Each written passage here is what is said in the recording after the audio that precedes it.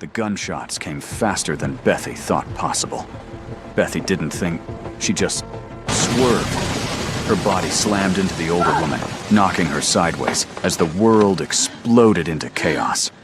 Pain bloomed across her shoulder, then her side, then somewhere near her ribs she couldn't quite place.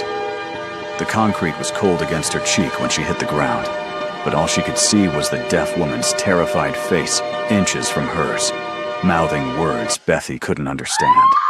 Someone was screaming. Maybe her. Probably not.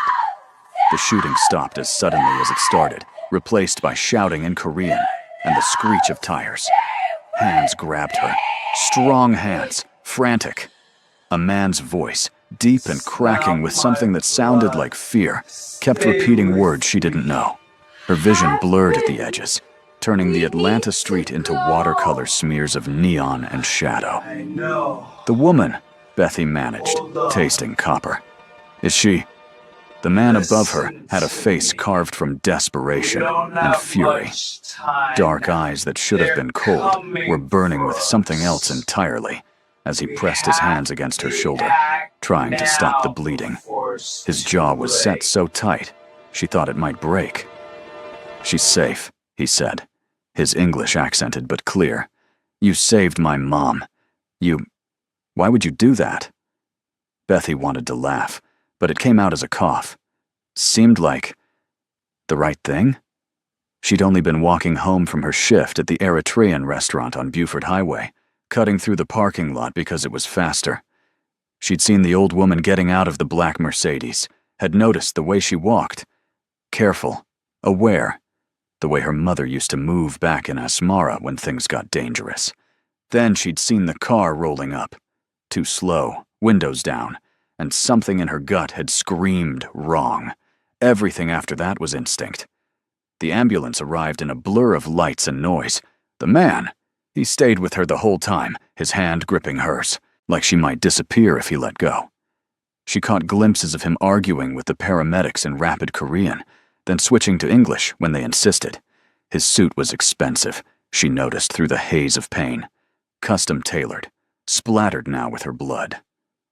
"I'm coming with her," he told the paramedics, in a tone that suggested arguing would be a very bad idea. One of them, a tired-looking woman with kind eyes, just nodded. "You family?" He hesitated for half a second. "Yes." Bethy should have questioned that, maybe. But the darkness was creeping in at the edges, warm and heavy, and his hand was still holding hers. She let herself drift. She woke up 3 times. The first time, there were doctors speaking in hushed tones about trajectory and luck. The second time, she heard that same male voice, speaking Korean in a low, intense conversation with someone else. The third time, she opened her eyes fully to find him sitting in the chair beside her hospital bed, his elbows on his knees, his head in his hands. He looked up when she shifted, and the relief that flooded his expression was so raw it made her chest ache worse than the bullet wounds. "You're awake." He moved to the edge of his seat, then seemed to catch himself, unsure. "The doctors said. They said you'd be okay. All 3 bullets missed anything vital. They said you were lucky." "Don't feel lucky," Bethy muttered, her throat dry as sand. He reached for the water cup on the side table, held the straw to her lips with a gentleness that seemed at odds with everything else about him. The expensive suit, the controlled violence in his movements, the scar that ran along his jawline. "I'm Tae-hyun," he said quietly. "Kang Tae-hyun." "Bethy." She took another sip, studying him. "Your mom. She's really okay?" His expression shifted, something painful flickering across it. "My mother is deaf. She didn't hear the car, didn't know they were coming. If you hadn't..." He stopped, his jaw working. "She's been through enough. Losing her would have..." He didn't finish, but Bethy heard it anyway. The weight of it. "Those men," she said carefully. "They weren't just random, were they?" Tae-hyun was quiet for a long moment, his dark eyes searching her face like he was trying to decide something. Finally, he sighed, a sound heavy with choices and consequences. "No, they weren't random," They were a message to me. Before we go any further, stop right there. Welcome, hopeless romantics. And honey, you didn't just press play. You stepped into something you can't unfeel. If you've been riding with me, you already know the rule. We don't do safe love here. We do dangerous. We do addictive. We do the kind of passion that brands your soul and refuses to let you walk away clean. And if this is your first time, brace yourself. Because what you're about to witness isn't just a story, it's a collision. So violent. So inevitable. It's about to rewrite everything you thought you knew about romance. Now tell me something. Where are you watching from right now? I want to know who's stepping into this fire with me. Drop your city in the comments because we're building a family here, and I need to know my people. If your heart's already racing, show it. Hit that like button like your life depends on it. Subscribe because you're already hooked. You just don't know how deep yet. And smash that notification bell because missing what comes next would be a crime against your own heart. Now, let's watch what happens next. What kind of message? The kind that says my past is catching up. He leaned back in the chair, his fingers laced together so tight his knuckles went white. My family. We're involved in businesses that aren't always legal. I've been trying to get out, to go legitimate. But there are people who don't want that. People who think they can control me by threatening the one person I care about most. He said it plain, no sugarcoating. Bethy appreciated that. Probably. Most people would have lied. So, you're what? Korean mob? She tried to make it sound casual, but her heart was picking up speed, making the monitors beep a little faster. Something like that. His lips quirked, almost a smile, but not quite. Does that scare you? It should have. Bethy knew it should have terrified her. But she'd grown up in Eritrea during conflicts most Americans only read about in history books. She'd seen her father disappear one night and never come back. She'd watched her mother scrape together everything she had to get Bethy out, to give her a chance at something better. Fear was relative. I've seen scarier, she said honestly. This time he did smile. Small, but real. You took 3 bullets for a stranger. You're either the bravest person I've ever met or the most foolish. Can it be both? He laughed, short and surprised, and the sound transformed his whole face, made him look younger, less burdened. Yes, I suppose it can.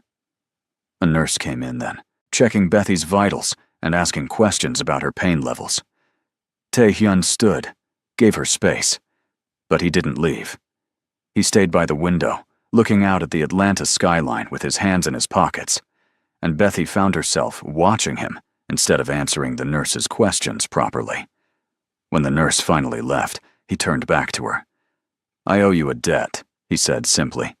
In my culture, in my family, that means something. It means everything. You don't owe me anything, Bethy started, but he held up a hand. I do, and I pay my debts. He moved closer, his expression serious. Your medical bills, all of them, are taken care of. Your apartment rent for the next year, covered. Whatever you need while you recover, it's yours. That's too much. It's not enough. His voice was firm, leaving no room for argument. You gave my mother her life. There's no price on that. Bethy wanted to protest more, but exhaustion was pulling at her again, heavy and insistent. Mirwi, eyelids felt like they had weights attached. Sleep, Tae-hyun said gently, noticing. I'll be here when you wake up. You don't have to. I want to. She drifted off with those words wrapped around her like a promise. The next days blurred together in a haze of pain medication and physical therapy. Tae-hyun kept his word. He was there. Not every minute, but enough that she got used to seeing him in that chair when she opened her eyes. Sometimes he was working on a laptop, frowning at spreadsheets. Sometimes he was talking quietly on the phone in Korean, his tone all business. Once, she woke up to find him asleep, his head tilted back against the wall, looking younger and more vulnerable than she'd ever seen him. His mother came on the 4th day. She was smaller than Bethy expected, delicate-looking in a way that was deceptive. She had Tae-hyun's eyes, dark and sharp, missing nothing.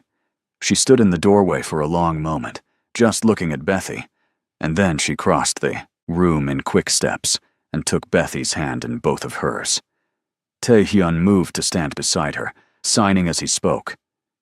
"This is my mother, Jin-ae. She wanted to meet you." Jin-ae was signing something rapid and emotional, her eyes bright with tears. Tae-hyun translated, his voice soft. "She says thank you. She says you're an angel. She says she knows what it's like to be shot, and she's sorry you had to experience that because of her." Bethy looked at the older woman, really looked, and saw the scars. Faint, but there, peeking out from the collar of her blouse. Old wounds, old stories. "Tell her I'd do it again," Bethy said quietly. Tell her I know what it's like to lose a mother. I couldn't let that happen to someone else's child." Tae-hyun's hands moved, graceful and quick, translating. Jin-ae's response was immediate. She leaned down and kissed Bethy's forehead, gentle as a butterfly, then said something else. "She says you're family now," Tae-hyun translated, and his voice was rough around the edges. "In our culture, that's not something we say lightly." Jin-ae stayed for an hour, sitting on the edge of the bed and showing Bethy pictures on her phone. Tae-hyun as a baby, solemn even then. Tae-hyun graduating from something, looking proud and uncomfortable in equal measure. A younger Jin-ae with a man Bethy assumed was Tae-hyun's father before whatever had happened. When Jin-ae finally left, she signed something to her son that made his jaw tighten, but he nodded. He walked her to the door, had a brief conversation in the hallway, then came back alone. "She likes you," he said, settling back into his chair. "I like her, too." Bethy shifted, trying to find a comfortable position. "What happened to your father?" Tae-hyun was quiet for a moment, his expression distant. "He was killed when I was 17. The same people who shot my mother and took her hearing were responsible. They thought removing him would give them control of his operations. They were wrong." "Is that when you took over?" "Yes." He said it flat, matter of fact. "I was too young, too angry, and I made mistakes. A lot of them. Spent the next decade building something that could protect us, that could make sure what happened to my parents never happened again. But you can't build an empire on revenge without getting blood on your hands." He looked down at his palms, like he could still see it. "And now?" Bethy asked. "Now I'm trying to wash them clean." He met her eyes.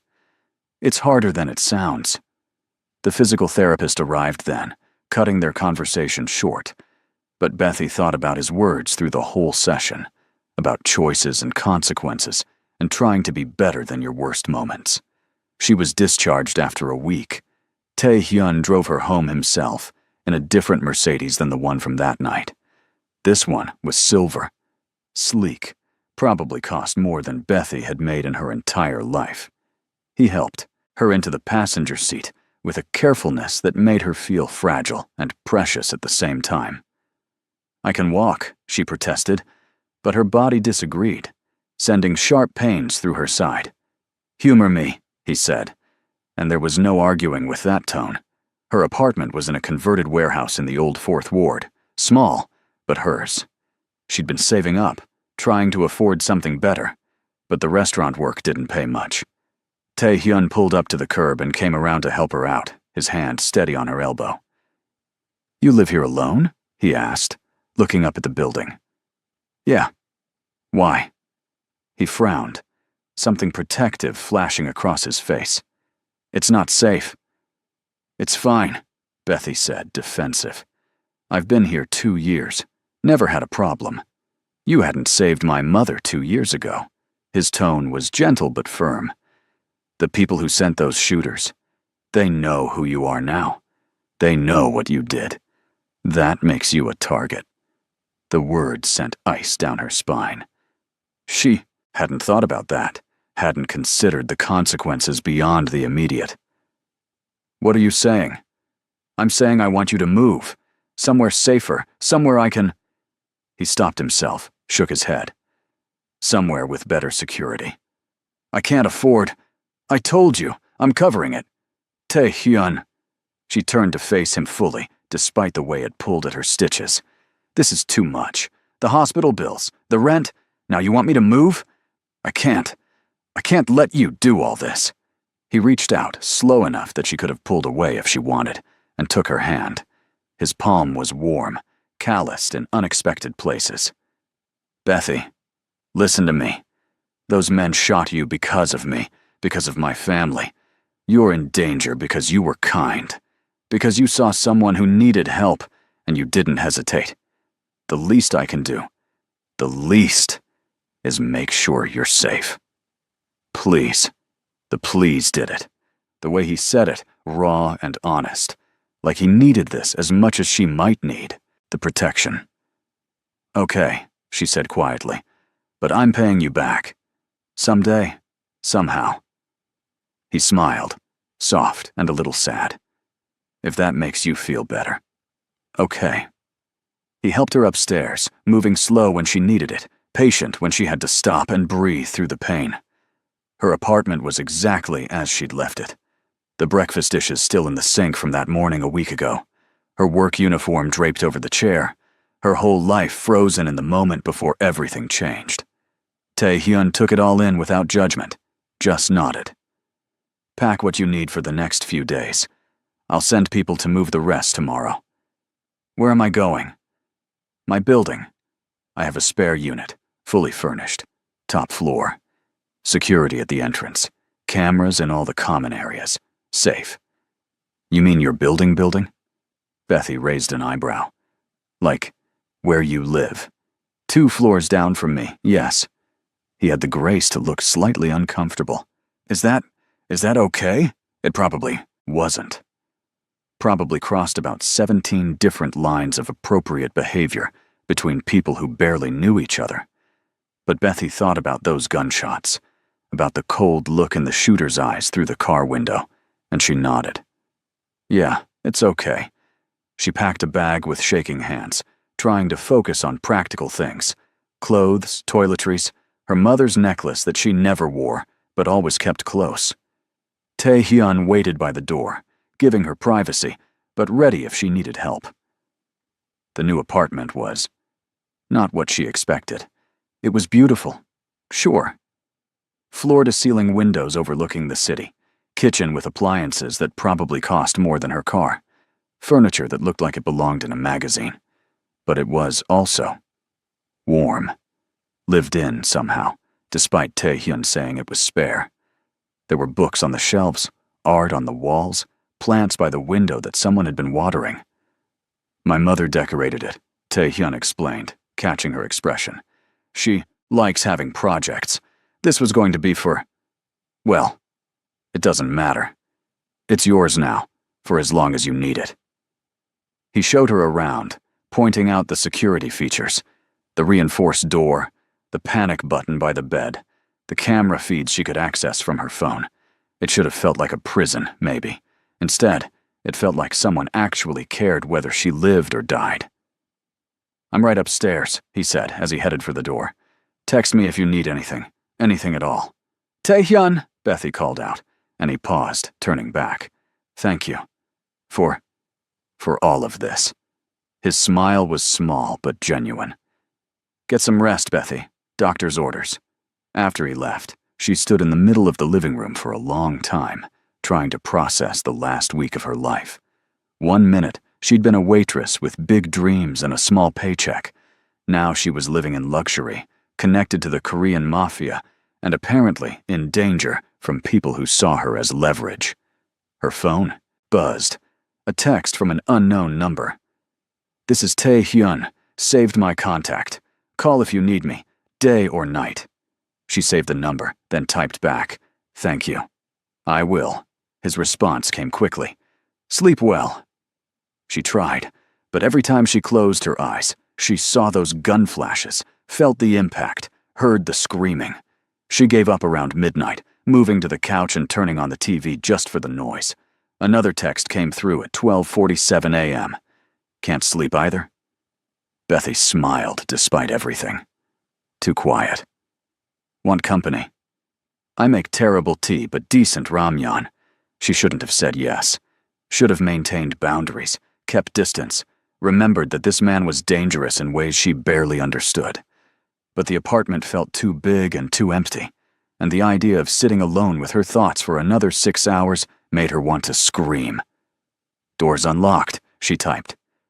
He arrived 10 minutes later in sweatpants and a t-shirt, looking more human than she'd ever seen him. His hair was messy, sticking up in places like he'd been running his hands through it. He carried a bag of instant noodles and 2 bottles of some Korean drink she didn't recognize. Banana milk, he explained, holding one up. It's good. Trust me. They ended up on the couch, eating ramyun straight from the pot because Bethy couldn't reach the bowls in the high cabinets, and Tae-hyun said it tasted better this way anyway. The TV played some late-night talk show neither of them were really watching. How do you do it? Bethy asked eventually, twirling noodles around her chopsticks. Live with the fear, I mean. Knowing people want to hurt you. Hurt the people you love. Tae-hyun was quiet for a moment, chewing slowly. You get used to it, I suppose. Build walls, keep people at a distance. Trust no one who hasn't earned it 10 times over. It's lonely, but it's safe. Sounds awful. It is. He set down his chopsticks, turning to look at her. But then someone like you comes along and throws herself in front of bullets for a stranger, and it reminds me that not everyone in the world is out for themselves. That maybe the walls aren't as necessary as I thought. Don't go knocking down walls on my account, Bethy said, trying for lightness even though her heart was doing something complicated in her chest. I'm not that special. You are, though. He said it simply, like it was obvious. Special people don't usually recognize it in themselves. That's part of what makes them special. She didn't know what to say to that, so she took a sip of the banana milk instead. It was sweeter than she expected, childish almost, and completely delicious. They talked until almost 3 in the morning, about everything and nothing. He told her about growing up between 2 worlds, Korean and American, never quite fitting in either. She told him about Eritrea, about the coffee ceremonies her mother used to perform like rituals, about learning English from bootleg DVDs and determination. You miss it? He asked. You're home? Every day, Bethy admitted. But I miss who I was there more, maybe. Everything was simpler. Harder, but simpler. I understand that. Tae-hyun leaned back, his shoulder brushing hers. Sometimes I think about what my life would have been like if my father had been a teacher or a shopkeeper. If I'd grown up normal, without all this weight. Would you be happy? He considered it, really considered it. I don't know.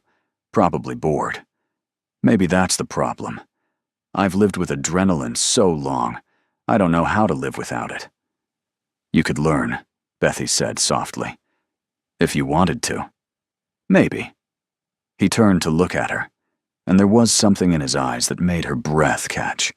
Something vulnerable and hopeful and terrifying all at once. Maybe I could.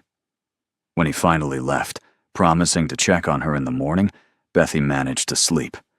Just a few hours, but dreamless, peaceful. She woke up to sunlight streaming through the windows and a text already waiting. Good morning. How are you feeling? She smiled at her phone, typing back. Sore, but okay. Thanks for last night. Anytime. Literally. The days started to develop a rhythm. Tae-hyun would check on her every morning, either by text or in person. Sometimes he'd bring breakfast, fresh pastries from a Korean bakery in Duluth, or bagels from the place on Ponce he swore by. He never stayed long in the mornings, always had business to attend to, but he made sure she had everything she needed. Jinai visited twice a week, teaching Bethy basic sign language with the patience of a saint. She'd bring containers of homemade food, kimchi jjigae, bulgogi, Banchan that filled Bethy's fridge with colors and flavors she'd never experienced before. They'd sit together in comfortable silence, or with Bethy practicing her signs, and Jin-ai would smile and correct her gently. Physical therapy was brutal but necessary. Tae-hyun insisted on driving her to appointments, waiting in the car rather than hover. Once, when the pain had been particularly bad and she'd come out with tears still wet on her cheeks, he'd just pulled her into a hug without a word. Brief but solid, his hand on the back of her head, letting her breathe until she could pull herself together. "Better?" he'd asked quietly. "Yeah, thanks. I hate that you're going through this because of me." "Stop," she'd said firmly. "Stop blaming yourself. I made a choice. I'd make it again." He'd looked at her like she was something rare and breakable, then driven her home in silence that felt less heavy than it should have. 3 weeks after the shooting, Bethy was cleared to go back to work light duty. She was excited, ready to feel useful again, to do something other than sit in luxury and feel useless. Tae-hyun was less enthusiastic. "You're still healing," he argued, standing in her kitchen while she made coffee. "Another few weeks won't hurt." "I'll go crazy sitting here," Bethy countered. "I need to work, need to feel normal." "Let me hire you then." She turned to stare at him. "What?" He had the grace to look slightly embarrassed.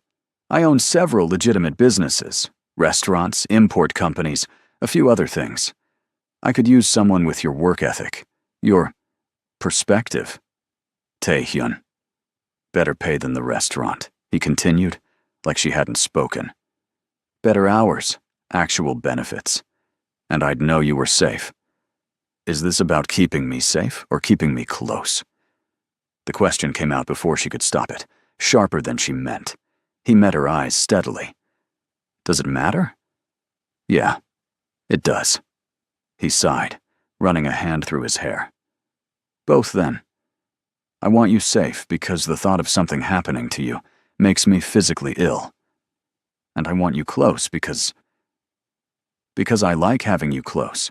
Is that honest enough?" "Too honest, maybe." Bethy turned back to her coffee, her heart doing that complicated thing again. "I can't work, for you. It wouldn't feel right, after everything you've already done." "Then work with me," he offered. "Help me with the transition to legitimate business. You have perspective, I don't. You see things clearly. I could use that." She wanted to say no, wanted to maintain boundaries, keep her independence, not get more tangled in his complicated, dangerous world. But she also wanted to say yes, wanted to spend more time with this man who looked at her like she mattered, who made her feel safe and challenged and alive all at once. "I'll think about it," she compromised. "That's all I ask." She went back to the restaurant instead, just 2 shifts a week to start. Her co-workers welcomed her back with hugs and questions she deflected. Her boss, an older Ethiopian woman named Sibyl, pulled her aside with knowing eyes. "This man who's been paying your rent," she said quietly. "He's good to you?" "Yes," Bethy said honestly. "Very good. But dangerous." It wasn't a question. Bethy nodded, anyway. "Your mother, God rest her soul, she would want you safe," Sibyl continued. "But she would also want you happy. Sometimes those things aren't the same thing. You understand?" "I think so. Be careful, child. Men like that. They mean well, but their world has a way of swallowing people whole." Bethy thought about those words all through her shift, through the familiar routine of taking orders and delivering food. She thought about them when Tae-hyun texted to ask how her first day back went. She thought about them when he showed up at closing time, leaning against his Mercedes with a soft smile. "Figured you might want to ride home," he said. "You didn't have to." "I wanted to." He opened the passenger door for her. "Humor me." They drove through Atlanta's late-night streets, past the glowing varsity sign and the skyscrapers downtown. NPR played softly on the radio, some story about trade agreements that Tae-hyun seemed genuinely interested in. "Can I ask you something?" Bethy said eventually. "Anything." "Why me? I mean, you could have just paid the hospital bills, sent a thank you card, moved on. Why all this attention? Tae-hyun was quiet for a long moment, his hand steady on the wheel. When he finally spoke, his voice was careful, measured. When I was 17, right after my father died, I was angry at the world. I trusted no one, believed in nothing except my own power. My mother. She tried to reach me, but I was too far gone. Then one day, this old man who worked in one of my father's warehouses did something stupid. He paused, navigating around a slower car. Someone tried to rob him, and he fought back. Got himself stabbed defending inventory that wasn't even his. When I asked him why risk his life for someone else's property, he just shrugged and said it was the right thing to do. That simple. No ulterior motive, no angle, just basic human decency. What happened to him? He survived. I paid his medical bills, gave him a better position. But he taught me something important, that not everyone operates from a place of self-interest, that sometimes people are just good. Tae-hyun glanced over at her. You reminded me of that. Of him. You didn't think, didn't calculate the risk. You just acted, because it was right. I'd forgotten people like you existed. Bethy felt something warm and dangerous spreading through her chest. I'm not that good, Tae-hyun. You are, though. He pulled into the parking garage of their building. You just don't see it. He walked her to her door like he always did, waited while she unlocked it. She should have said goodnight, should have gone inside alone. Instead, she turned back to him. Stay, she said quietly. For a while. Please. Something shifted in his expression. Surprise, hope, caution all at once. Are you sure? No, but I'm asking anyway. He followed her inside, careful to leave the door slightly open, maintaining propriety even in private. They ended up back, on the couch, this time with hot chocolate. Bethy made from a fancy mix Ginny had brought over. Tell me about your father, she said. The good parts, not just how he died. Tae-hyun's expression went distant, but soft. He was complicated. Stern, traditional, expected a lot. But he loved fiercely. He used to take me to these Korean bathhouses on Sunday mornings, just the two of us. We'd sit in the hot pools, and he'd tell me stories about his father, his grandfather, all the way back, making sure I knew where I came from. Do you miss him? Every day. He stared into his mug. But I miss who I was before he died even more. That kid who thought his father was invincible, who believed good guys always won, who hadn't learned yet that the world was cruel and unfair. You can be that kid again, Bethy said softly. Parts of him, anyway. The good parts. You think so? I know so. I see him sometimes, when you smile at your mother. When you pretend that banana milk isn't your favorite thing in the world, even though you always have it in your fridge. He laughed, surprised. How did you? Jinnae showed me pictures. You as a kid, drinking it with this huge grin. Bethy smiled at the memory. She said it's the only thing that stays constant. You've changed everything else about yourself, but you still love that stupid banana milk. It's not stupid, he protested, but he was smiling. It's a little stupid. You like it too. I've seen you drinking it. Well, Bethy grinned. Maybe it's a little less stupid than I thought. They talked until late again, but this time it felt different. Lighter, easier, like they were building something instead of just avoiding their separate darknesses. When Tae-hyun finally left, he paused at the door. Bethy, I meant what I said, about wanting you close. I know I come with complications, with danger, with a past I can't erase, but I care about you. More than I should, probably. More than is smart. Her heart was pounding. Tae-hyun, you don't have to say anything, he said quickly. I just needed you to know. So there's no confusion about why I keep showing up, why I can't seem to stay away. He left before she could respond, and Bethy stood in her doorway for a long time after, her hand pressed to her chest, like she could slow her racing heart through sheer will. The call came at 4 in the morning. Bethy jerked awake to her phone buzzing insistently, Tae-hyun's name flashing on the screen. She answered without thinking, her voice rough with sleep. "Hello, Bethy." His voice was tight, controlled, dangerous. "I need you to lock your door and stay away from the windows." She was up and moving before he finished the sentence, adrenaline washing away the fog. "What's happening?" "Someone tried to break into the building's security system. My people stopped them, but I don't know if they were after you, or me, or both. Just, please, stay inside until I tell you it's safe." "Where are you?" "Handling it.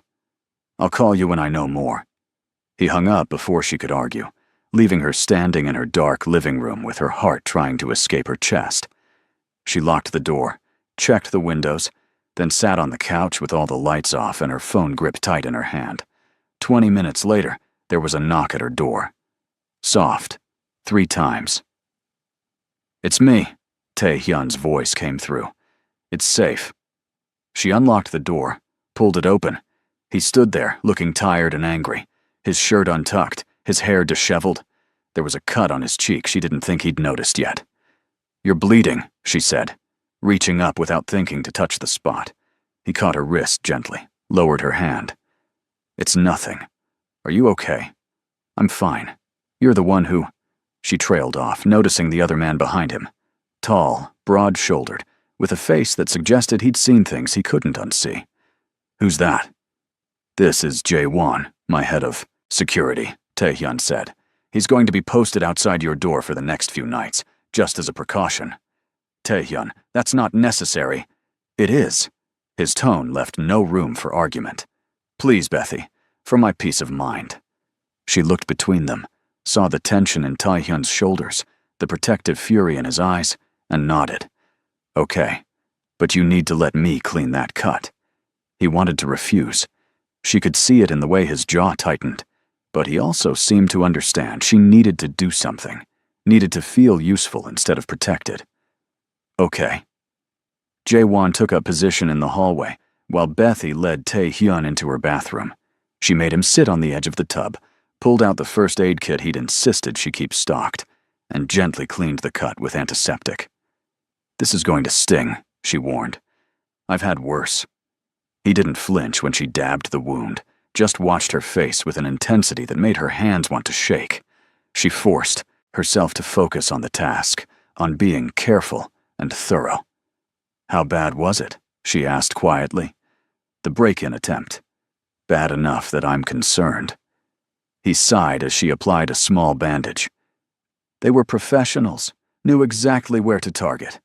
If Jae-won hadn't been running a routine check when he was, they might have gotten in. And then what? I don't know. Maybe nothing. Maybe just reconnaissance. Or maybe— He stopped, his jaw working. "Maybe they would have come for me," Bethy finished. "I won't let that happen." "You can't promise that." She stepped back, capping the antiseptic. "You can't control everything, Tae-hyun." "Watch me." He stood, too close in the small bathroom, his eyes dark and fierce. "I have spent the last 10 years building power specifically so I can protect the people I care about.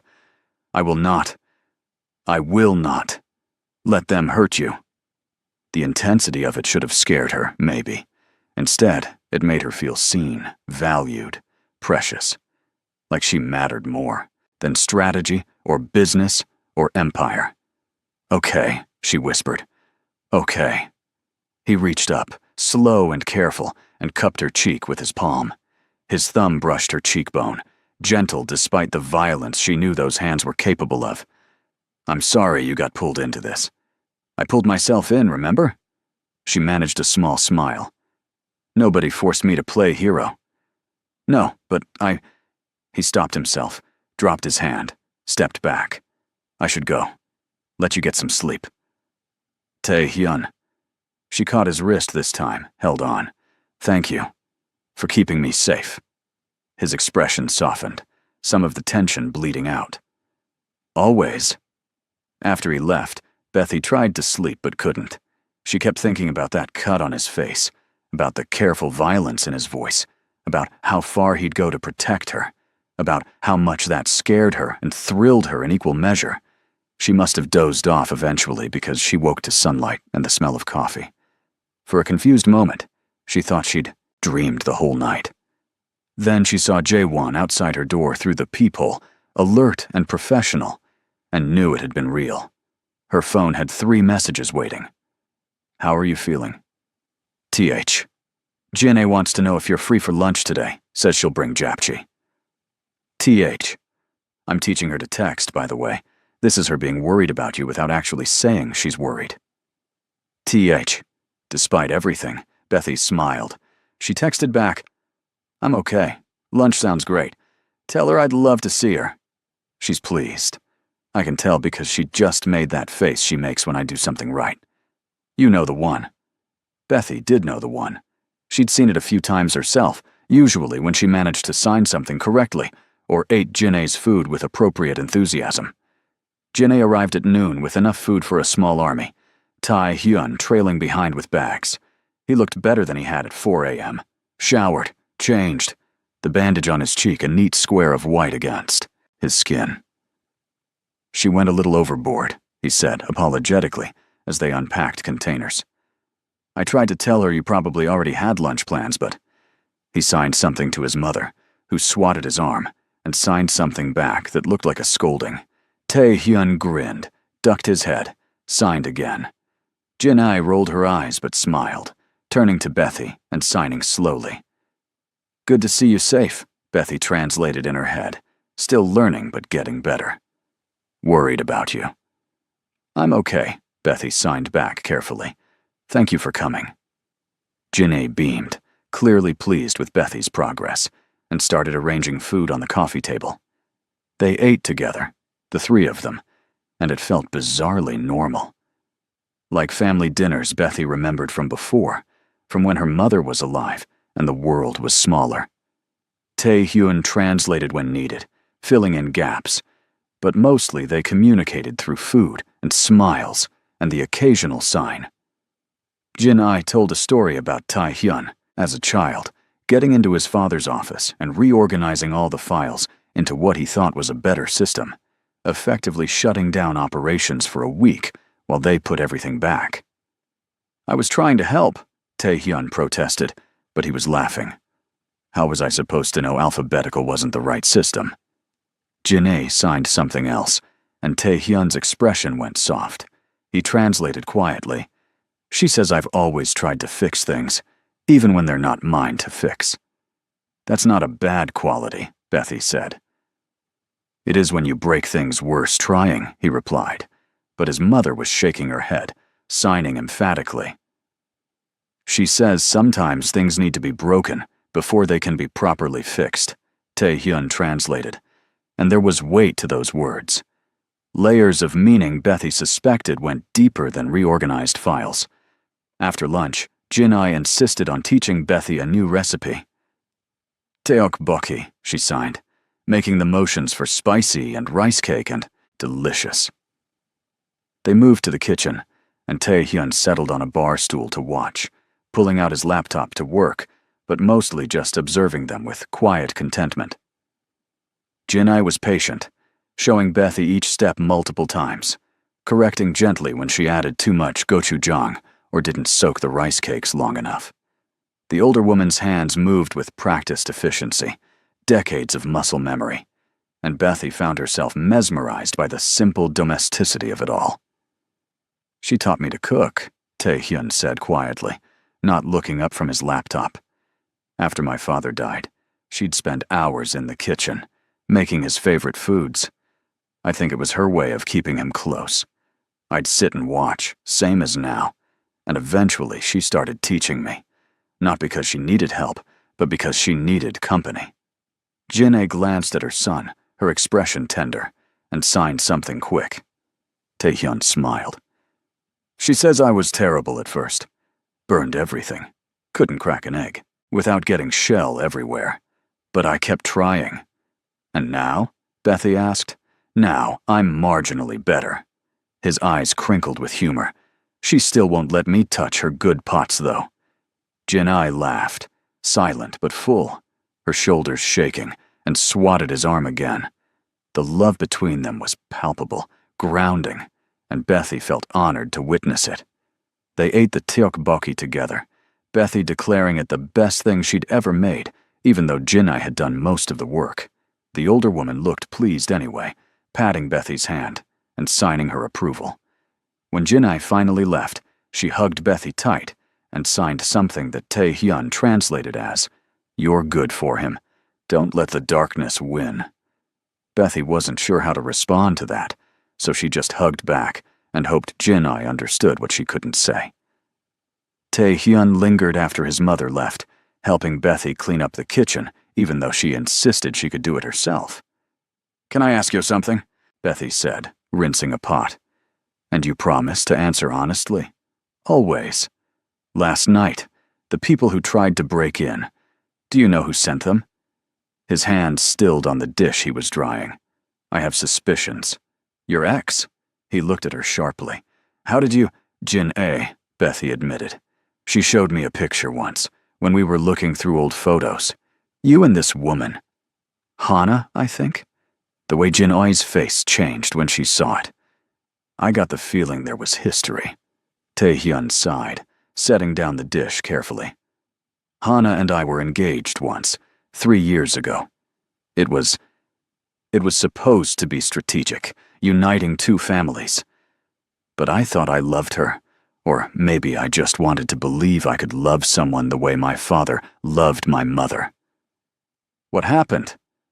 "I found out she was feeding information to my competitors, using our relationship to get close, to learn my weaknesses. When I confronted her, she didn't even deny it, just said it was business, nothing personal." His laugh was bitter. "She was right in a way. That's all it ever was to her." "And you think she's behind this?" "Her family never forgave me for ending the engagement. Said I embarrassed them, damaged their reputation. They've been a thorn in my side ever since, but lately," he rubbed his face, "lately they've been more aggressive, more desperate. I think they're losing ground in their own operations, and they're trying to destabilize mine. By going after your mother. After me." "Yes." The word was heavy with guilt. Bethy turned off the water, dried her hands, faced him fully.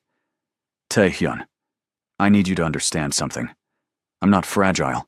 I'm not some delicate thing that needs to be kept in a glass case. I grew up in a war zone, survived things that would break most people. I can handle danger." "I know you can," he said quietly. "That's not the point." "Then what is?"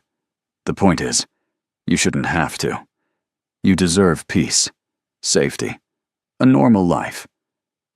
Not this." It gestured vaguely at everything. The luxury apartment, the guard outside, the entire complicated mess. "Not me. What if I want this?" The words came out before she could stop them, honest and raw. "What if I want you, complications and all?" The silence stretched between them, heavy with things unsaid. Tae-hyun's eyes searched her face like he was trying to find the catch, the angle, the reason this couldn't be real. "Bethy." His voice was rough. "You don't know what you're saying." "I do, though." She stepped closer, closing the distance. "I've had weeks to think about this, about what I want. And I want to know you better. I want to see where this goes. I want—" She hesitated, then pushed forward. "I want to try. I could get you killed." He said it blunt, factual. "Everyone I've ever cared about has ended up hurt because of me. My father, my mother, people who worked for me who made the mistake of being loyal. I won't do that to you." "You're not doing anything. To me," Bethy countered. "I'm making a choice. The same choice I made when I stepped in front of those bullets. The same choice I make every time I let you in. Stop trying to make it for me." He looked at her for a long moment, something breaking behind his eyes. Then he reached out and took her hand, brought it to his lips, kissed her palm with a reverence that made her breath catch. "Okay," he whispered against her skin. "Okay. The next weeks were different. Tae-hyun stopped holding back quite so much, stopped maintaining quite so much distance. He'd text her good morning every day, ask her about her shifts at the restaurant, tell her about his day in ways that let her see the legitimate businessman he was trying to become. He took her to dinner at places he loved. A hole-in-the-wall Korean barbecue in Duluth, where the owner knew him by name. A fancy steakhouse downtown, where he barely touched his food because he was too busy listening to her talk about the book she was reading. They went to the Atlanta Botanical Garden on one of Bethy's days off, wandered through the Orchid Center while Tae-hyun pointed out flowers his mother would love. He bought her a small succulent from the gift shop, said it reminded him of her, resilient, beautiful, thriving even in harsh conditions. That's the worst metaphor I've ever heard, Bethy teased, cradling the tiny plant. I'm trying, he protested, grinning. Romance isn't exactly my strong suit. You're doing fine, she assured him, and the smile he gave her in response was worth more than all the expensive dinners and luxury apartments combined. Jin-ai started inviting Bethy over for Sunday dinners at the house she shared with Tae-hyun, a beautiful traditional modern hybrid in Buckhead that smelled like home and family. Bethy would help in the kitchen while Tae-hyun set the table, and they'd eat together in comfortable companionship. Once, Bethy caught Jin-ai watching her and Tae-hyun together, a small smile on her face. When Bethy met her eyes, Jin-ai just winked and went back to her food, like she knew something they didn't. But beneath the normalcy, there was still danger. Jae-won remained posted outside Bethy's door most nights. There were moments when Tae-hyun's phone would ring and his entire demeanor would shift, going cold, controlled, dangerous. He'd step away to take the calls, come back looking tired and older than his years. Business, he'd say, and Bethy learned not to push, until the night she couldn't help it. They were watching a movie at his place, a stupid action film neither of them were really paying attention to. Bethy was curled into his side, his arm around her shoulders, everything peaceful and perfect. Then his phone rang, and she felt him tense immediately. I have to take this, he said, already standing. Tae-hyun, she caught his hand. Talk to me. Please. He looked down at their joined hands, his jaw working. The phone kept ringing. Finally, he answered. Spoke, in rapid Korean that Bethy couldn't follow. His tone was clipped, angry, final. When he hung up, he looked exhausted. Hana wants to meet, he said flatly. Says she has information about who's been targeting my operations. Wants to negotiate. Do you believe her? No. He sat back down, but the easy comfort was gone. But I can't ignore it either. If there's even a chance she's telling the truth, then you have to meet with her. Bethy said it even though the thought made her stomach twist. But not alone. I'm taking Jae-won and 2 others. It's a public place, neutral ground. It should be safe. Should be isn't the same as will be. I know. He turned to face her fully, took both her hands in his. Bethy, if something happens, if this goes wrong, don't, she interrupted. Don't do that. Don't say goodbye like you're not coming back. I need you to know. He pushed forward, determined. I need you to know that meeting you changed something in me. Made me want to be better. Do better. Whatever happens, you gave me that. You gave me hope that maybe I could be more than what I was raised to be. Tae-hyun. Her voice cracked. He leaned forward, pressed his lips to her forehead, in a kiss that felt like a promise and a prayer. I'll come back, he whispered against her skin. I swear. He left 20 minutes later, and Bethy sat alone in his apartment, with her heart in her throat and her hands shaking. She tried to distract herself, turned the movie back on, made tea, paced. Nothing worked. Jin-ai showed up an hour later, letting herself in with her own key. She took one look at Bethy's face and pulled her into a hug, signing something Bethy didn't need to understand to know was comfort. They sat together on the couch, Jin-ai holding her hand, both of them staring at their phones and waiting. 2 hours passed. Then 3. Bethy was starting to imagine the worst possible scenarios when her phone finally buzzed. It's done. On my way back. Tioit, relief flooded through her so intense, it was almost painful. Jinai squeezed her hand, having read the message over her shoulder, her own relief evident. Tae-hyun arrived 30 minutes later, looking tired but unharmed. Jinai hugged him fiercely, signing questions Bethy couldn't catch. He answered briefly. Then his mother kissed his cheek and left, giving them privacy. "What happened?" Bethy asked as soon as they were alone. Tae-hyun sank onto the couch, pulled her down beside him. Hana did have information, but it was a trap. Not a physical one. She wanted me to see her with someone new, someone from a rival family. Wanted me to know she'd moved on, that she was aligning with my enemies. She wanted to hurt you. She wanted to remind me that the past doesn't let go easily. He rubbed his face, and she succeeded in a way. Seeing her, remembering what I almost became. It was hard. Did she threaten you? In subtle ways. Said her new partner had big plans. That I should be careful about who I trust, what alliances I make. It was all coded, plausibly deniable. But the message was clear. What are you going to do? What I always do, protect what's mine. He turned to look at her, his eyes dark and serious.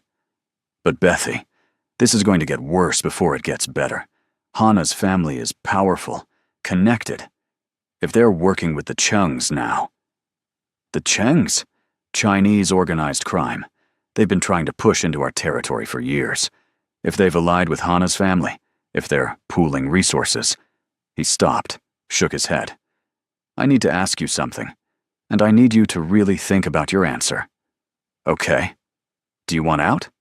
He said it quick, like ripping off a bandage. Because I would understand. I would hate it. It would probably break something in me. But I would understand. You didn't sign up for gang wars and family vendettas. You deserve better. Bethy was quiet for a moment, really considering it. She could leave. Go back to her old apartment, her simple life, her safe obscurity. No danger, no drama, no guards outside her door. No Tae-hyun. I'm not going anywhere, she said firmly. We're in this together now. Whatever comes next, we face it together. The relief and love that flooded his expression was answer enough. He pulled her close, tucked her against his chest, and they sat like that for a long time. Just breathing, just being, finding peace in each other despite the storm gathering on the horizon. The attack came 2 weeks later, but not the way anyone expected. Bethy was at the restaurant halfway through her evening shift when Sebel pulled her into the back office with urgent eyes. Your friend, the Korean man, he just called. Said you need to leave right now, that someone's coming. Fear spiked through her. What? Who? He didn't say, just that Jae-won is outside waiting. Sebel was already pulling off Bethy's apron, pushing her toward the door. Go. I'll cover for you. Jae-won was indeed waiting, his face grim. Get in the car. Now. What's happening? Hana's people grabbed Jinnae from the market an hour ago, he said tersely, peeling out of the parking lot. Tae-hyun's negotiating for her release, but they also sent people here. For you. Bethy's blood went cold. Jinnae, is she okay? Is she hurt? We don't know yet. Tae-hyun's trying to keep them talking until we can locate where they're holding her. Jae-won's knuckles were white on the steering wheel. But they made it clear. They want leverage. You and Jin-E are leverage. Take me to Tae-hyun. My orders are to take you somewhere safe. I don't care about your orders, Bethy interrupted. Jinnae is in danger because of me, because I'm connected to Tae-hyun. The least I can do is, I don't know, help somehow. Please, Jae-won. He looked at her for a long moment, then cursed in Korean and changed directions. He's going to kill me for this. I'll take full responsibility. Tae-hyun was at one of his warehouses in Chambly. surrounded by serious-looking men in expensive suits. When Bethy walked in with Jae-won, the temperature in the room seemed to drop 10 degrees. "What is she doing here?" Tae-hyun's voice was deadly calm, which was somehow worse than anger. "I told you to take her to the safe house." "She insisted," Jae-won said, not backing down. "And she had a point. They want her anyway. Might as well have her, where we can protect her properly." "Tae-hyun," Bethy said before he could explode. "Tell me what's happening." "All of it." He looked at her for a long moment, clearly torn between protecting her and respecting her to know. Finally, he sighed. "Hana's people took my mother from the H-Mart in Duluth. They called me, said they want me to sign over 3 of my legitimate businesses to Hana's family. In exchange, they'll return my mother unharmed." "And if you don't?" His jaw clenched. They didn't specify, but the implication was clear. "So, give them the businesses," Bethy said immediately. "Jinhae is worth more than any company." "It's not that simple." Tae-hyun ran a hand through his hair, frustrated. "If I give in, it shows weakness. Every other family, every rival, will see it as an opening. They'll come after everyone I care about, knowing I'll fold to protect them. It sets a precedent I can't afford." "So what? You're just going to let them hurt her?" Bethy's voice rose despite her efforts to stay calm. "No." The word cracked like a whip. "I'm going to find her and get her back. But I need to do it smart, not emotional. They're expecting me to react, to make mistakes. I won't give them that satisfaction." One of the other men in the room spoke up, older with gray at his temples. "We've tracked the phone they called from to an industrial area near the airport. 3 possible buildings, all owned by shell companies we're still tracing." "How long until you can confirm which one?" Tae-hyun asked. "Another hour, maybe 2. "We don't have 2 hours, Tae-hyun said tersely. "My mother is deaf. If they're trying to communicate with her and she can't respond, if they think she's being defiant." He didn't finish, but everyone understood. Bethy felt sick. "Then we hit all 3 buildings simultaneously," another man suggested. "Divide our forces, move fast." "That spreads us too thin," Jae-won countered. "If they have serious firepower at even one location, we could lose people." They kept debating, voices rising, and Bethy felt useless. She wasn't trained for this, didn't understand the strategy or the politics, but she understood fear, understood desperation, understood a mother in danger. "Wait," she said, and something in her tone made everyone stop. "Jinhae has her phone, right? Does she have location services enabled?" Tae-hyun frowned. I don't know, maybe. Check. If she does, if we can access her Apple account or her Google account, we might be able to see exactly where she is." For a moment, everyone just stared at her. Then Tae-hyun was moving, pulling out his laptop, his fingers flying over the keys. She has an iPhone. I set it up for her. I should be able to." He trailed off, concentrating. The room held its collective breath. "Got it," Tae-hyun said finally, and the relief in his voice was palpable. "She's at the middle building, the old textile factory on Virginia Avenue." Everything moved fast after that. Tae-hyun tried to make Bethy stay at the warehouse, but she refused. "I can help. I speak English better than most of your guys. If you need to negotiate, if the police show up, if anything goes wrong, you need someone who can talk to Americans without an accent raising questions." He wanted to argue. She could see it in his eyes. But he also knew she was right. "You stay in the car with Jae-won. You do not leave the car for any reason. Understood?" "Understood." They took 3 cars, Tae-hyun in the lead. The drive to the airport, industrial area, felt like it took forever, and no time at all. Bethy's hands were shaking, so she sat on them, watching the streets blur past. "She's going to be okay," Jae-won said quietly. "Jinhae is strong, stronger than people think." "I know." Bethy's voice came out rough. "But that doesn't make this easier." The textile factory loomed ahead, dark and abandoned looking. Tae-hyun's car pulled around to the back, the other 2 taking different positions. Jae-won parked with a clear view of the main entrance, killed the engine. "Now we wait," he said. Tae-hyun and 4 others disappeared into the building. Bethy counted the seconds, her heart pounding so loud she was sure Jae-won could hear it. 5 minutes passed. 10. Then gunshots. Sharp cracks that made Bethy jump even though she'd been expecting violence.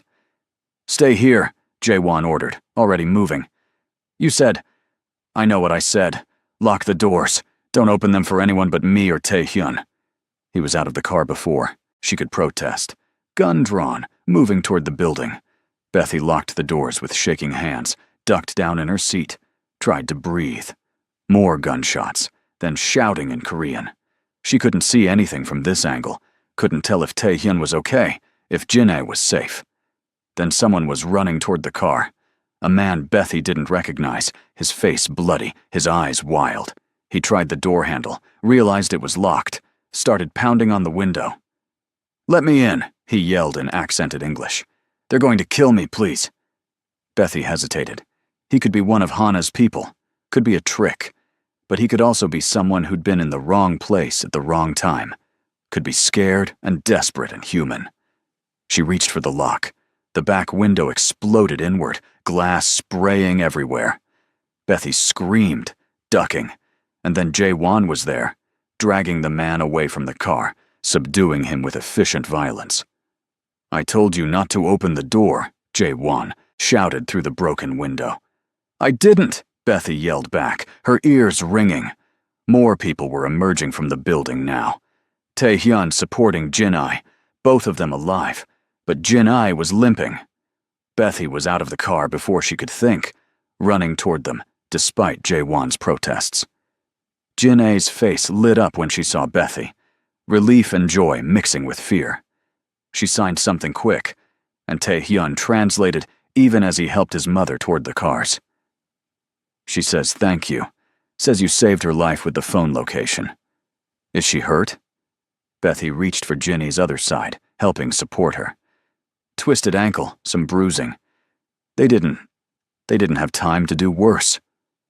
Tae-hyun's voice was shaking with barely controlled rage. "We got there just as they were starting to—" "It doesn't matter. She's safe now." They got Jin-ae into the car, Bethy climbing in beside her.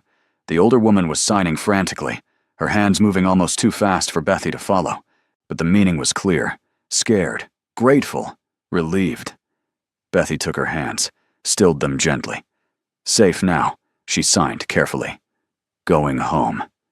Jin-ae nodded, tears streaming down her face, and pulled Bethy into a fierce hug. Tae-hyun was talking to his men, his tone clipped and furious. Bethy caught pieces of it, something about messages and consequences, and making sure this never happened again. When he finally got back in the car, his hands were shaking. "Everyone okay?" he asked, looking between Bethy and his mother. Jin-ae signed something, and despite everything, Tae-hyun smiled. "She says next time she's staying home and ordering groceries online." The drive back was quiet, tension slowly bleeding into exhaustion.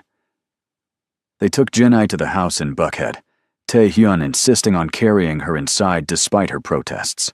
Bethy followed, suddenly unsure of her place in all this. Jin-ae refused to go to the hospital, signing that she was fine, that she just needed rest. Tae-hyun argued, but his mother was adamant, and eventually he gave in. He helped her upstairs, got her settled, stayed with her until she fell asleep. When he came back down, he looked 10 years older. "She's really okay?" Bethy asked from the couch.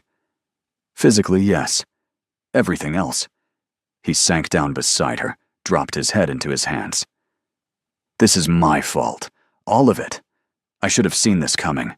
Should have had better security, should have—" "Stop," Bethy said firmly. "This is Hana's fault. The people who took Jin-ae, their fault. Not yours. I'm the reason they targeted her. And I'm the reason you had the phone location to find her. We can play the blame game all night, or we can focus on the fact that everyone made it out alive." She reached for his hand, laced their fingers together. "What happens now?" "Now." He looked at their joined hands, his expression hardening. "Now I make sure they understand that touching my family has consequences. Tae-hyun, I know what you're going to say. That violence begets violence, that there has to be a better way. And maybe you're right. But Bethy, they kidnapped my mother. They terrorized a deaf woman who's never hurt anyone in her life. I won't let that go unanswered. I'm not asking you to let it go, Bethy said carefully. I'm asking you to be smart about it. Don't let rage make your decisions. He was quiet for a long moment, his jaw working. Finally, he nodded. Okay, I'll be smart. But I will respond. That's non-negotiable. Okay. They sat together in the quiet house, both too wired to sleep. Eventually, Tae-hyun got up and made tea, brought it back to the couch. They drank in silence, finding comfort in presence rather than words. I was terrified, he admitted quietly. When I got the call that they had her, it was like being 17 again, hearing my father was dead, knowing I couldn't save him. I thought I'd lost her. But you didn't. She's upstairs, safe, because you found her in time. Because you found her, he corrected. If you hadn't thought of the phone, we did it together. Bethy set down her tea, turned to face him fully. That's what this is now, isn't it? Together. Your fights are my fights. Your family is my family. Something shifted in his expression, vulnerable and hopeful and scared. Is that what you want? Really? Yes. He leaned forward slowly, giving her time to pull away, and pressed his lips to her forehead. The kiss was gentle, reverent, full of promises neither of them were ready to voice, but both of them felt. Thank you, he whispered against her skin. For everything. They stayed at the Buckhead house that night, Bethy in the guest room, and Tae-hyun in his old bedroom across the hall. But around 3 a.m., when nightmares woke her gasping, she found him already at her door, his own sleep clearly troubled. I heard you, he said softly. Can't sleep either. No. Want company? She nodded, and he came in, sat on the edge of the bed, but didn't lie down. They talked until dawn, about fear and family and the choices that define us, about whether revenge ever really satisfies or just creates new wounds, about hope and whether it was naive to believe in better futures. When the sun finally came up, painting the room in soft gold, Jinai knocked on the doorframe. She took in the scene. Bethy in bed. Tae-hyun sitting beside her fully clothed, both of them exhausted, but together, and smiled.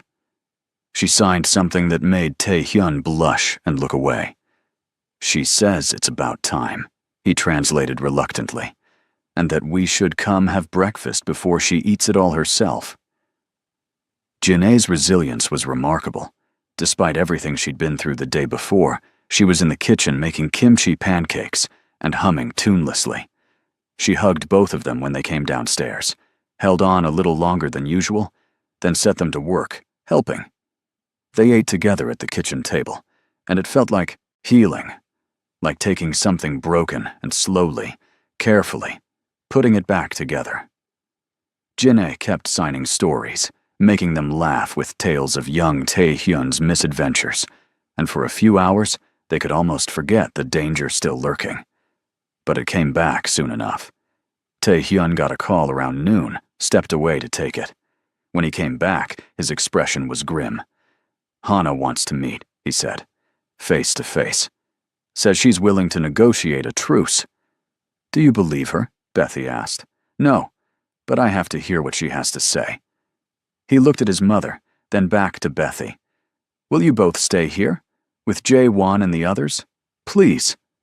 Jinai signed something, and Tae-hyun shook his head. I know you're capable, Mother, but I need to know you're safe, both of you. I can't focus if I'm worried.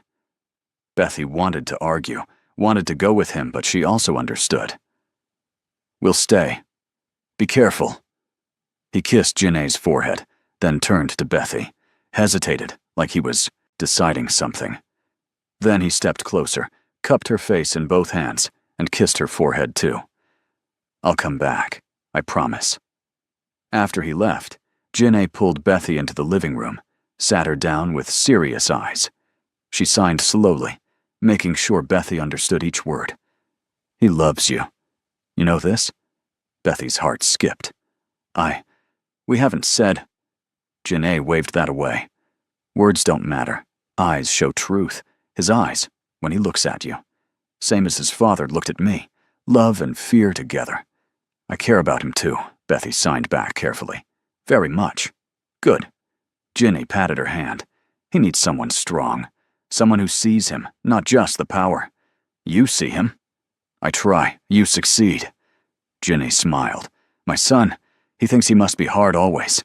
Must be strong, must protect, must control. But you make him soft. Soft is not weak. Soft is brave." Bethy felt tears burning in her eyes. "Thank you for accepting me. You saved his mother." Jin-ae signed simply. "You saved my son's heart. I thank you." They spent the afternoon together, Jin-ae teaching Bethy more signs, telling stories through a mix of gestures and the translation app on her phone. Bethy learned about Jin-ae's own childhood in Seoul, about meeting Taehyun's father when she was just 19, about building a life in America that was harder than she'd expected, but worth it. "I lost hearing, lost husband, lost much," Jin-ae signed. "But I gained son who is good man, gained strength I did not know I had, gained understanding. Life is not what happens to you, is what you make from what happens. You're remarkable," Bethy signed. "I am survivor. Like you." Jin-ae tapped Bethy's chest over her heart. "We know pain. We know loss. We know also joy is more precious because we know opposite. This makes us strong." Evening came with no word from Taehyun. Bethy tried not to panic, tried to trust that he knew what he was doing. But as the hours stretched, her anxiety grew. Finally, around 8 p.m., he walked through the door. He looked exhausted but unharmed, and relief flooded through Bethy so intensely she had to sit down. "How did it go?" she asked. He shook his head. "Not here. Let me see my mother first. Make sure she's okay." Jin-ae emerged from the kitchen, took one look at her son's face, and pulled him into a hug. They stood like that for a long moment, and Bethy saw Taehyun's shoulders shake once, twice, before he got himself under control. When they finally pulled apart, Jin-ae signed a question. Taehyun answered briefly, and whatever he said made her expression harden. She signed something back, emphatic, and Taehyun nodded. "She wants to know if you're all safe now," he translated for Bethy's benefit. "I told her I'm working on it." They had dinner together, but the conversation was strained. Taehyun was clearly carrying something heavy, and Bethy didn't know how to help. After Jin-ae went to bed, Bethy finally cornered him in his father's old study. "Talk to me," she said simply. "Tell me what happened." He was quiet for a long moment, staring at the chess set on the desk, the same one, Bethy suspected, his father had taught him to play on. Finally, he spoke. "Hana offered me a deal. She'll call off her family, convince the Chungs to back down in exchange for—" He stopped, his jaw clenching. "In exchange for what?" "For me. She wants me to marry her. Says it's the only way to unite the families, prevent more bloodshed. She says, if I really want to protect the people I love, I'll agree." The words hit Bethy like a physical blow. "What did you tell her?" "I told her I'd think about it." He looked at her then, and the anguish in his eyes was devastating. "Bethy, if it would keep you safe, keep my mother safe, I'd do it. I'd marry her and hate every second of it. But I'd do it if it meant—" "No." Bethy's voice was firm. "Absolutely not. You don't understand. I understand perfectly." She moved closer, took his hands in hers. "I understand that Hana is manipulating you, using your love for your family as a weapon. I understand that marrying her won't actually solve anything. It'll just put you under her control, make you vulnerable in new ways. And I understand that you're terrified of losing more people. But Tae-hyun, you can't sacrifice yourself to maybe possibly keep us safe. What if it works, though? His voice cracked. What if it's the only way? It's not. There's always another way. Bethy cupped his face, made him look at her. We'll find it together. But not this. Never this. He pulled her into his arms, held her so tight she could barely breathe, and she felt him shaking. I don't know what to do, he admitted in a whisper. I'm so tired of people getting hurt because of me. Then let us help carry it, Bethy said into his shoulder. You don't have to do everything alone. They stood like that for a long time, finding strength in each other. And slowly, Bethy felt Tae-hyun's breathing even out, felt the tension bleed from his muscles, not gone entirely, but manageable. Okay, he said finally. Okay, we'll find another way. Together, Bethy confirmed. Together. The solution came from an unexpected source.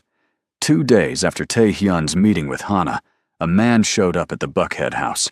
He was older, maybe 60, with silver hair and a face that suggested he'd seen everything twice. Jae-won met him at the door with a gun, but the man just raised his hands peacefully. My name is David Chen, he said in perfect English. I'm here to speak with Kang Tae-hyun. Tell him. I'm his father's old friend. Tae-hyun came to the door, took one look at the man, and went pale. Mr. Chen, I thought you were in Hong Kong. I was. Then I heard about the troubles here. Thought I might be able to help. David's smile was kind but knowing. May I come in? They sat in the formal living room, Bethy included at Tae-hyun's insistence. David accepted tea from Jin-ae with a small bow, signed a greeting that made her eyes go wide with recognition. You know my mother? Tae-hyun asked, surprised.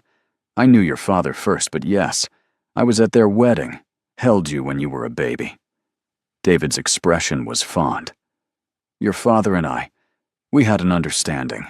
Our families competed in business but respected each other personally. When he died, I mourned genuinely. Then why are you here now? Tae-hyun's tone was cautious. Because my nephew, my stupid, ambitious nephew Richard, has aligned himself with Hana's family against you. And I believe in honoring old friendships, even beyond death. David set down his tea. I'm here to offer you information and assistance. Tae-hyun exchanged a glance with Bethy. What kind of information? The kind that proves Hana's family has been embezzling from their own operations, laundering money through businesses they don't realize I have partial ownership in. The kind that, if brought to the attention of certain authorities, would bring their entire empire crashing down. The room went silent. Why would you give this to me? Tae-hyun asked carefully. Because, unlike my nephew, I believe in old values. Loyalty, honor, respect. Your father had these qualities. I see them in you too, despite the choices you've had to make. David leaned forward. And because I'm tired of watching young people destroy themselves over territory and pride. This war, it helps no one. But it could end if you're willing to be strategic rather than violent. You want me to blackmail Hana's family. I want you to give them a choice. Back off peacefully, or face consequences that don't involve bullets, but will be just as devastating. David pulled out a USB drive, set it on the coffee table. Everything you need is here. Bank records, shell company documents, communications. Use it wisely. Tae-hyun stared at the drive like it might explode. What do you want in return? Peace, real peace, not just ceasefire. Want our families to honor the agreement your father and I had. Competition in business, yes, but cooperation where it serves mutual interests. I want you to continue moving toward legitimate operations. And I want your word that you'll look after my nephew, despite his foolishness. Redirect him rather than destroy him. That's generous. That's strategic, David corrected with a slight smile. I'm old, Tae-hyun. I've seen too many bright young people die over nothing. I'd rather see you build something lasting. Jin-ae had been watching this exchange intently, reading lips and body language. She signed something to Tae-hyun, who translated for David.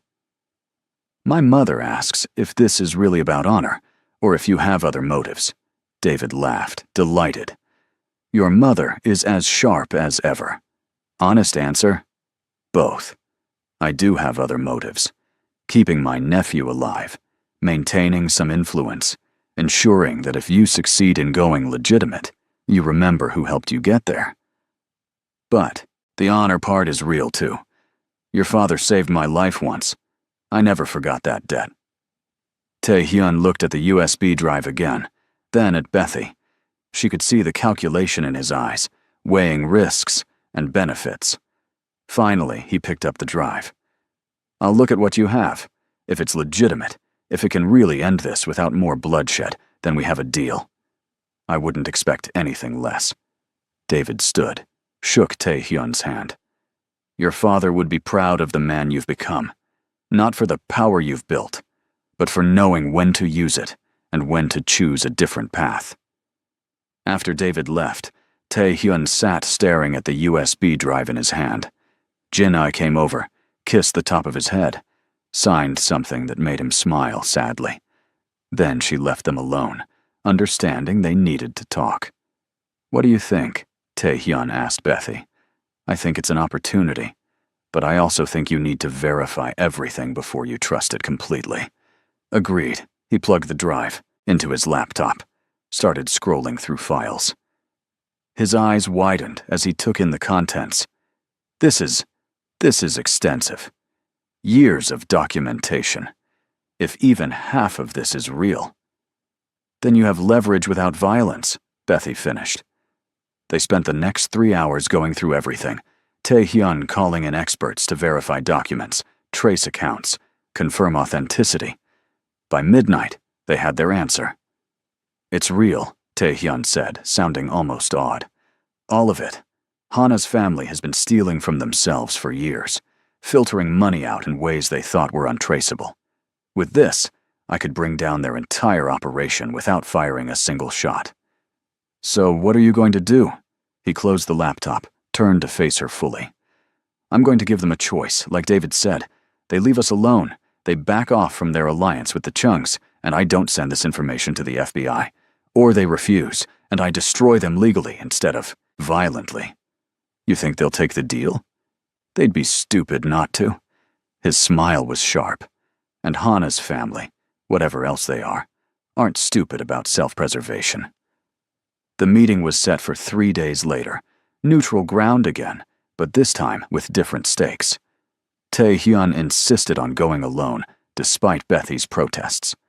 "This needs to be clean," he explained. "Just business, no emotions. If you're there, if they see how much you mean to me, it becomes leverage again.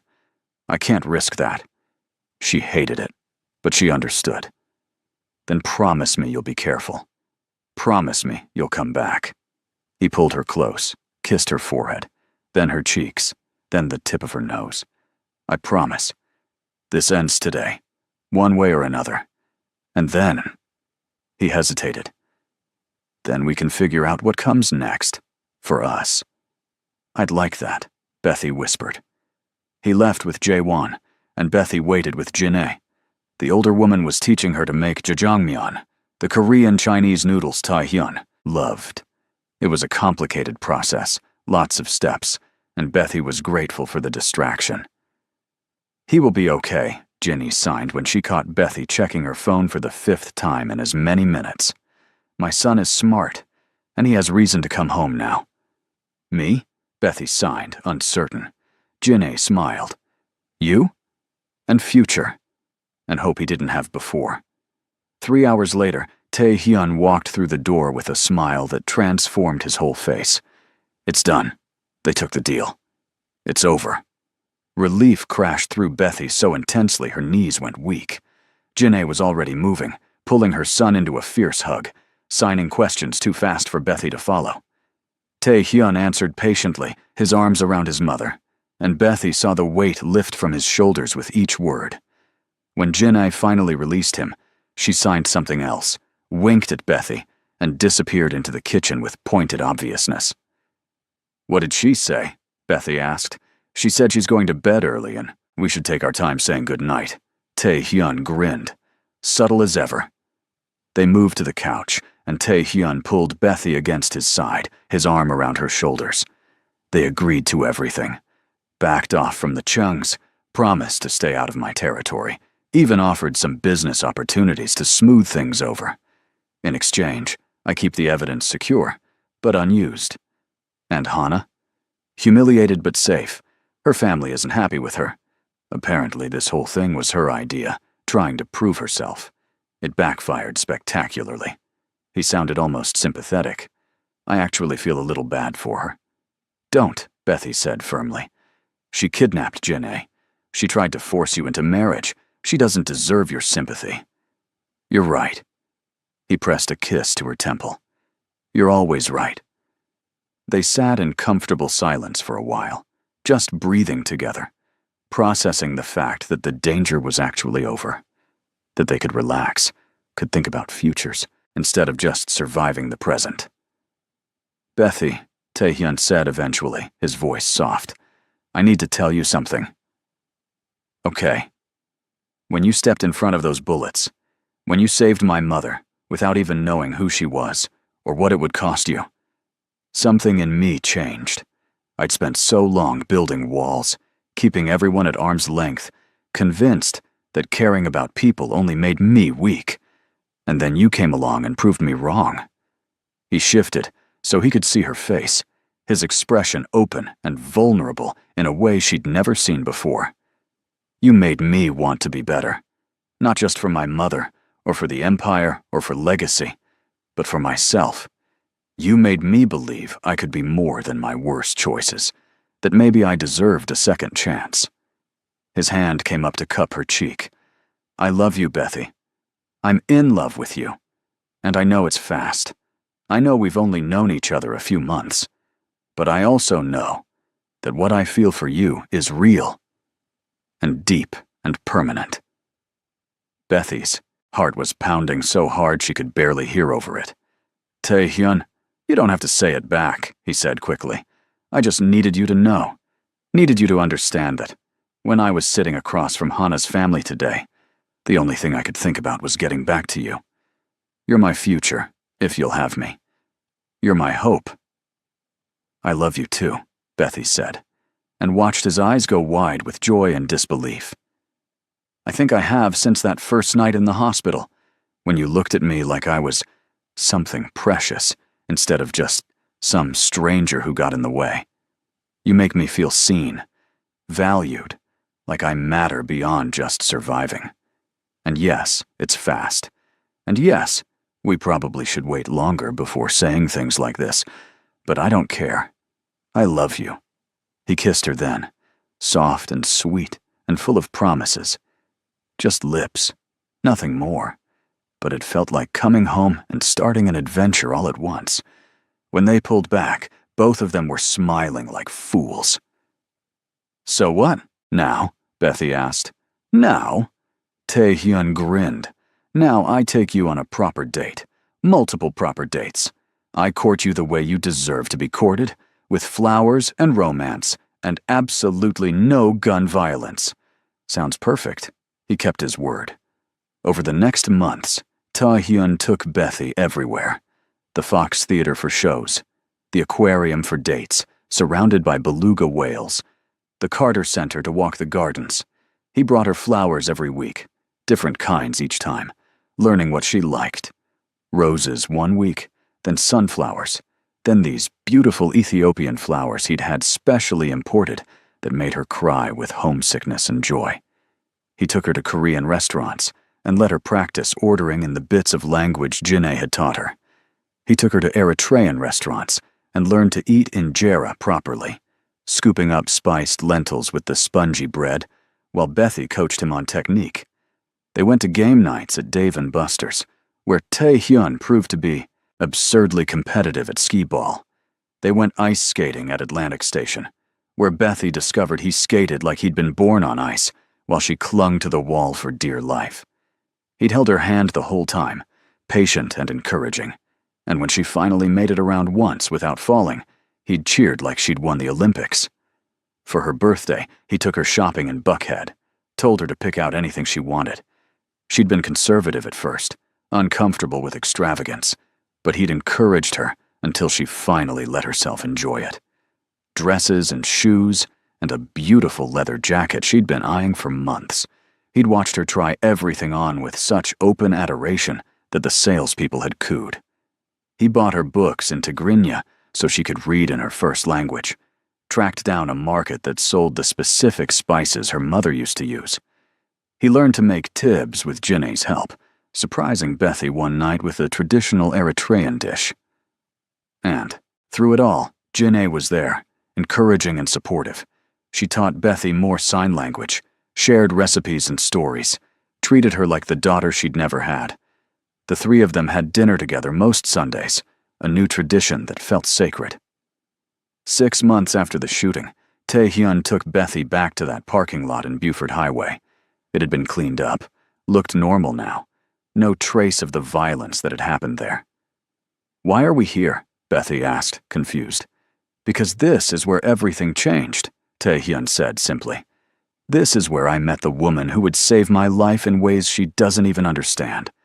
I wanted to come back here, to remember what happened, but also to honor it, to say thank you." He pulled out a small box from his pocket, and Bethy's breath caught. "I know we said we'd take things slow," Tae-hyun said, opening the box to reveal a ring, not huge or ostentatious, but beautiful. A simple band with small diamonds and an emerald the color of her eyes. And I know this is probably too fast by normal standards. But Bethy, nothing about us has been normal from the beginning, and I don't want to wait anymore. I don't want to waste time being cautious when I know, with every part of me, that you're who I want to spend the rest of my life with." He dropped to one knee right there in the parking lot, in the exact spot where she'd taken bullets for his mother. "Bethy, I'm asking you to marry me, to build a life with me, to be my partner in everything, not just the romantic stuff, but the hard things too, the business decisions and the family obligations and the normal, boring daily stuff. All of it. I want all of it with you." Tears were streaming down Bethy's face. "Yes. God, yes." He stood, slid the ring onto her finger, and pulled her into a kiss that felt like a beginning. People in the parking lot started clapping, probably thinking they'd stumbled onto some romantic gesture without knowing the full story. If they only knew. When they pulled back, both of them laughing and crying, Tae-hyun rested his forehead against hers. "We're going to have a good life," he promised. "I'm going to make sure of it." "We're going to make sure of it," Bethy corrected. "Together." "Together," he agreed. They told Jinne that night over dinner. The older woman cried, happy tears this time, and pulled them both into a hug that lasted several minutes. She signed something elaborate and emotional, and Tae-hyun translated with a thick voice. She says she knew from the moment she saw Bethy in that hospital bed that you were meant to be family. She says you both have her blessing and her love, and she's already planning the wedding even though you haven't asked her to." Jinne swatted his arm, signing a correction. Tae-hyun grinned. "Okay, fine. She says she's going to help plan the wedding, and we're not allowed to elope because she wants to see her son married properly." "We wouldn't dream of it," Bethy assured her, signing as she spoke. The wedding was 6 months later, a beautiful fusion of Korean and Eritrean traditions. Bethy wore a habesha kameez, the traditional white dress with intricate embroidery, and changed into a hanbok for the Korean ceremony portion. Tae-hyun wore both traditional Korean dress and a Western suit, looking slightly uncomfortable but happy in all of them. Jinne cried through the whole thing, signing commentary that Jae-won translated for the guests. Sibyl from the restaurant was there, along with Bethy's co-workers and friends. David Chan attended with his properly chastened nephew Richard. The Eritrean community showed up in force, welcoming Tae-hyun with the kind of warmth that made him understand where Bethy got her open heart. When Tae-hyun signed his vows to Bethy so his mother could understand them too, There wasn't a dry eye in the building. And when Bethy signed hers back, careful and slow but clear, Jin I sobbed outright. I promise to love you through everything, Bethy signed and spoke simultaneously. Through the hard parts and the easy parts, through the scary parts and the joyful parts. I promise to see you, really see you, and love what I see. I promise to build with you, to dream with you, to make a life that honors both our pasts and embraces our future. I promise to be your partner, your friend, your home. Tae-hyun's vows were similar, full of promises about protection and partnership, and choosing her every day for the rest of their lives. When they finally kissed as husband and wife, the celebration that erupted was loud and joyful and perfect. The reception was a blur of food and dancing and joy. They'd hired both a Korean band and an Eritrean group, letting the music blend and clash and harmonize. Bethy taught Tae-hyun traditional dances, while he spun her around in Western waltzes, both of them laughing at their mistakes. Jin-ai danced with her son, both of them moving to music only one of them could hear. And it was one of the most beautiful things Bethy had ever witnessed. Late in the night, when things were winding down, Tae-hyun pulled Bethy outside for air.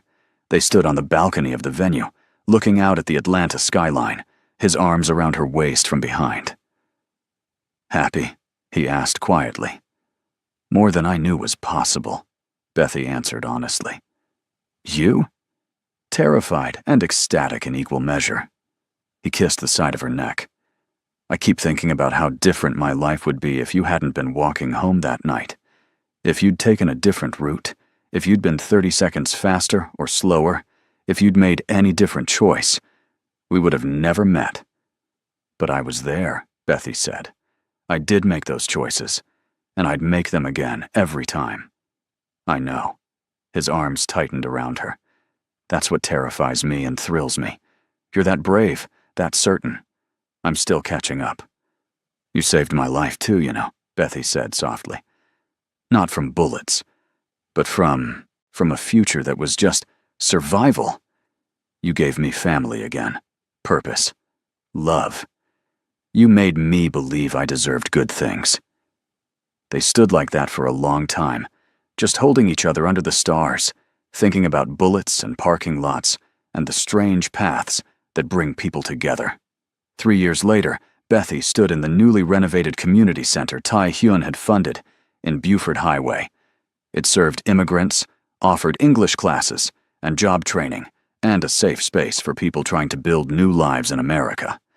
Bethy ran the Eritrean and Ethiopian programming, helping people navigate systems she'd struggled with herself years before. Jin-ai volunteered too, teaching sign language classes and cooking traditional Korean dishes with anyone who wanted to learn. The two of them made a formidable team, communicating in their own mix of sign and gesture and shared understanding. Tae-hyun's businesses were fully legitimate now, and he'd become a voice in the Korean American business community for ethical practices and community investment. He still had enemies, still had to be careful, but the violence was gone. He'd built something different, something lasting. On this particular afternoon, Bethy was leading an English conversation class when she saw Tae-hyun slip in the back. He waved, settled into a chair to watch, and she smiled at him before turning back to her students. After class, he approached with his hands behind his back, looking suspiciously pleased with himself. "What did you do?" Bethy asked, laughing. "Me? Nothing." He pulled out a small gift bag. "Well, maybe one thing." Inside was a children's book, but not just any book. It was the story of a brave woman who saved a tiger's mother, told in English and Tigrinya, with beautiful illustrations. On the dedication page, it read, "For our daughter, so she knows where she comes from. Love, Mom and Dad." Bethy's hand went to her stomach, to the small bump that was just starting to show. "How did you—" "I've known for weeks," Tae-hyun said with a grin. "You think I don't notice everything about you? But I was waiting for you to tell me when you were ready." I was going to tell you tonight. She swatted his arm, but she was smiling. You couldn't wait? I've never been good at patience where you're concerned. He pulled her close, his hand joining hers on her stomach. We're going to have a baby. We're going to have a baby, Bethy confirmed, and the joy and terror and excitement in his eyes mirrored what she felt. Jin'e found out 3 seconds later, because of course she noticed them standing close and whispering. Her shriek was silent, but her joy was deafening, pulling them both into hugs and signing congratulations so fast neither of them could follow. Their daughter was born 6 months later, healthy and perfect and loud. They named her Ayana Jin. Ayana for beautiful flower in Amharic, Jin for Jin'e, who cried when they told her. She had Taehyun's dark eyes, and Bethy's smile, and from the moment she was born, she was loved fiercely. Taehyun was a revelation as a father, gentle and patient, singing Korean lullabies at 2 a.m., changing diapers with the same intensity he brought to business deals. Jin'e taught baby Ayana sign language from birth, determined her granddaughter would communicate in multiple ways. And Bethy watched her family grow and thrive, and knew that walking home through that parking lot 3 years ago had been fate, or luck, or just right place, right time. Whatever it was, she was grateful. On Ayana's first birthday, they went back to that parking lot. It was a tradition now, going there on important occasions to remember how it all started. Taehyun held their daughter, while Bethy took pictures, all of them smiling. 3 bullets, Taehyun said softly. 3 bullets changed everything. No, Bethy corrected, kissing his cheek, and then their daughter's forehead. 1 choice changed everything. I chose to help. You chose to honor that. We chose each other. The bullets were just the beginning. He smiled, shifted Ayana to one arm so he could pull Bethy close with the other. Best beginning I ever had. They stood there in that parking lot, this family built from violence and bravery and love, and watched the sunset paint the Atlanta sky in colors that promised tomorrow. There would be challenges still, hard days, and scary moments, and times when the past tried to pull them back. But they'd face it together, Bethy and Taehyun and Jin-ai and little Ayana, and whoever else joined their growing family. Because that's what family does. They show up. They protect each other. They love fiercely and forgive freely, and build futures from the ashes of difficult pasts. And sometimes, if you're very lucky, it all starts with 1 moment of courage in a parking lot, 1 decision to help a stranger, 1 choice to be brave. That's where their story began. But it was nowhere near where it would end. This was just the foundation, the first chapter of something bigger, something beautiful, something worth every bullet, every fear, every hard choice. Because love, real love, the kind that builds empires and saves lives and changes destinies, that love is always, always worth fighting for. That's all for now, folks. Drop a like if this got you in your feelings, and tell me in the comments what you think happens next for them. Subscribe if you haven't already because we're dropping new stories every week.